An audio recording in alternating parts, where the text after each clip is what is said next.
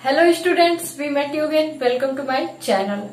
आज हम आप लोग को बताने वाले हैं ग्लैंड के बारे में। ग्लैंड क्या होता है, ठीक है। तो देखिए आज आप लोग का टॉपिक क्या है, ग्लैंड, जिसे हम हिंदी में क्या बोलते हैं, ग्रंथि।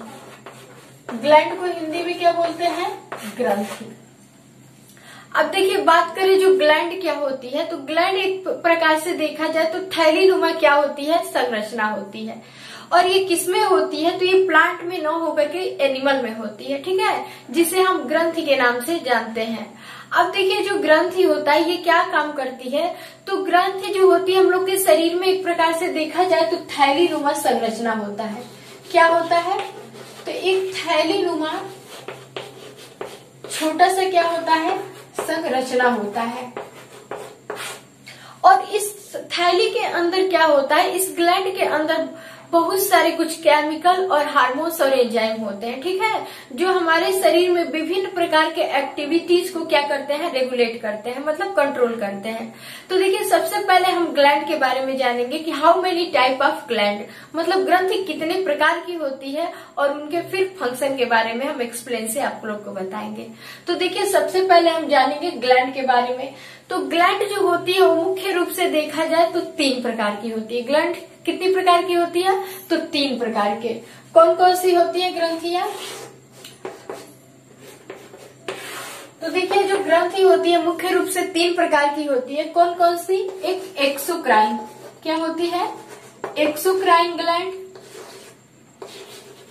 और एक क्या होती है, सेकेंड होती है एंडोक्राइन ग्लैंड, एंडोक्राइन ग्लैंड। और थर्ड बात करा जाए तो थर्ड क्या होता है, मिक्स्ड ग्लैंड। क्या होता है, मिक्स्ड ग्लैंड।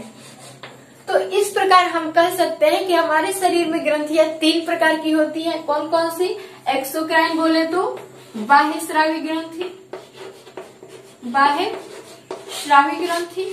और ये क्या होती है, अंतःस्रावी ग्रंथि, जिसे हम एंडोक्राइन ग्लैंड कहते हैं, अंतःस्रावी ग्रंथि। और थर्ड जो होता है वो क्या होता है, मिश्रित ग्रंथि। इसे हम क्या कहते हैं, तो मिश्रित ग्रंथि के नाम से जानते हैं। अब देखिए सबसे पहले हमें एक्सोक्राइन ग्लैंड के बारे में जानना है कि बाह्य स्रावी ग्रंथि क्या होती है। तो देखिए सबसे पहले हम बात करें जो बाह्य स्रावी ग्रंथि होती है, ये बाह्य स्रावी ग्रंथि पहला क्या काम करती है, तो ये एंजाइम का स्रावण करती है। किसका, तो एंजाइम का, एंजाइम जिसे हम क्या कहते हैं, वीकर कहते हैं। ये क्या करती है, तो एंजाइम का स्राव करती है। और सेकेंड बात करा जाए तो ये क्या होती है, इनमें डक्ट होती है। क्या होती है, तो डक्ट होती है। डक्ट बोले तो नली होती है। यह एक प्रकार से देखा जाए तो नली के द्वारा हमारे शरीर में क्या होती है, एक्सक्रेट होती है, मतलब स्रावित होती है। और देखिए थर्ड बात करा जाए तो थर्ड जो होती है एक्सोक्राइन ग्लैंड की कैरेक्टर क्या होती है, तो ये क्या होती है, ब्लड के संपर्क में नहीं होती है।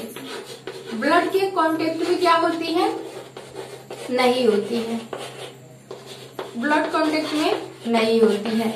मतलब इस प्रकार हम सिंपल बोल सकते हैं कि जो हमारे शरीर में बाह्य स्रावी ग्रंथि होती है ये क्या होती है, एंजाइम का स्राव करती है। और वो एंजाइम एक नली के द्वारा स्रावित होता है जो डायरेक्ट ब्लड में नहीं, ब्लड के संपर्क में नहीं आता है, ठीक है। ये ओनली क्या होता है, हम लोग के जितने भी डाइजेस्टिव सिस्टम होते हैं या फिर अन्य ऑर्गन होते हैं, तो ये पाचन का काम करती है, या फिर जितने भी भोजन में आए जीवाणु, वायरस, बैक्टीरिया होते हैं उसको मारने का काम करती है। तो इसका जो कांटेक्ट होता है, संपर्क होता है, वो ब्लड से नहीं होता है।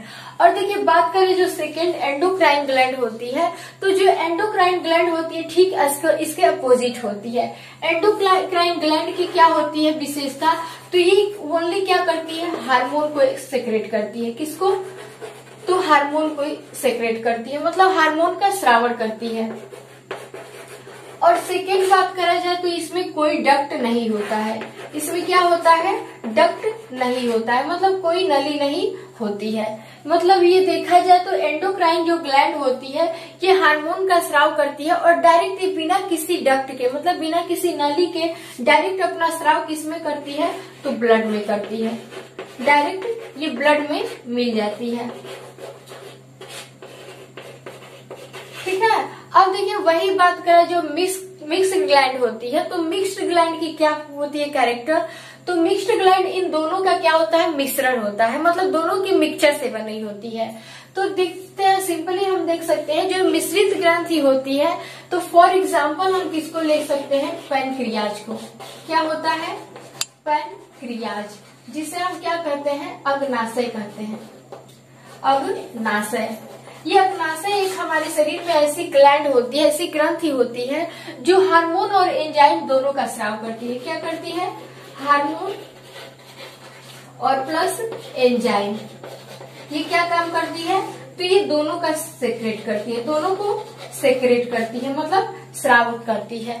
तो इस प्रकार हम मिक्स ग्लैंड को, मतलब मिश्रित ग्रंथि को बोल सकते हैं। जो मिश्रित ग्रंथि होती है वो हार्मोन और एंजाइम दोनों का क्या करती है, स्राव करती है, जिसके कारण हमें क्या कहते हैं, तो मिश्रित ग्लैंड कहते हैं। और फॉर एग्जाम्पल हम आप लोग को बता दिए, हमारे शरीर में जो अग्नाशय होता है वो कौन से ग्लैंड का काम करता है, तो मिक्स ग्लैंड का काम करता है। ठीक है, तो ये इस प्रकार हम सिंपल बोल सकते हैं कि जो ये पैनक्रियाज हमारा होता है, तो एक प्रकार से देखा जाए तो क्या होता है, मिक्स्ड ग्लैंड होता है, जो हार्मोन और एंजाइम दोनों को स्रावित करता है। तो फॉर एग्जाम्पल हम एक्सोक्राइन मतलब बाह्यस्रावी ग्रंथि में एग्जाम्पल क्या ले सकते हैं, जैसे फॉर एग्जाम्पल सलाइवा ग्लैंड हो गया। फॉर एग्जाम्पल क्या है, सलाइवा ग्लैंड। और क्या होती है, तो एक इंटेस्टिनल ग्लैंड होती है, इंटेस्टाइन ग्लैंड,